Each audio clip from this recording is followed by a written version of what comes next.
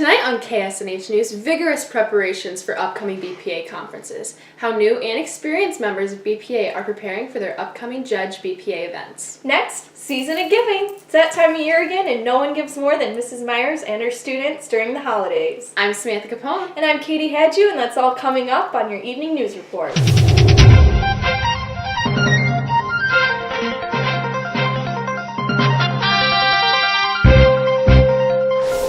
We begin tonight by taking an inside look at the hours of intense preparations that students are dedicating to their BPA events. We recently talked to some current members of the Williamston BPA chapter about their progress. With over 50 members in the Williamston BPA chapter, there are high hopes for medal contention at the 2019 states and regional conferences. While they are eagerly waiting for the big days, we took some time to talk to some current members about how they are preparing for their events. So this will be my third year in BPA. And kind of knowing how to prepare definitely comes from having experience in the events, which the first year that I did BPA, I was a sophomore, and I just really had no idea what was going to happen and no idea how to prepare. But as I've gone along, it's definitely helped a lot with the experience that I've gained. Abby, a senior, who's also a president of the Williamston BPA chapter, is looking to medal once again in human resource management. Human resource management involves public speaking, and I've definitely felt like I've improved a lot on that through helping run chapter meetings and having to speak with just other members of the chapter and kind of help them out in preparing for their own events. Along with preparing for individual judged events, there are also team competitions that are just as important in preparing. We spoke with Isaiah Dake for some insight. So this is our first year doing this event, and we really tried to make our speech as detailed as possible. And so we have a shared document that allows us to all type our specific parts of the speech in, and it allows us to critique each other's work and allow us to all agree on changes that should be made.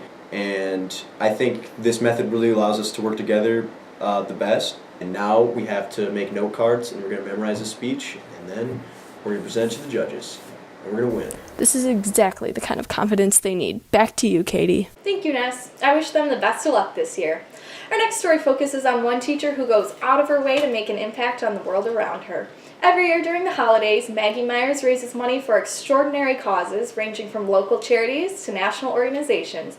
Now on to Hannah Emch at the high school with more. Hannah? Hi, I'm here with Mrs. Myers. So, Mrs. Myers, what is the Season of Giving? The Season of Giving is something I do with my students. And every class period tries to raise money, and then the money that they raise goes to help groups that are in need in the community. And the classes compete against each other to try to raise the most money. What did you raise money for this year? This year we raised money for needy families in Williamston. We create Christmas baskets for them. We work with PALS and student government to do that, as well as American Cancer Society.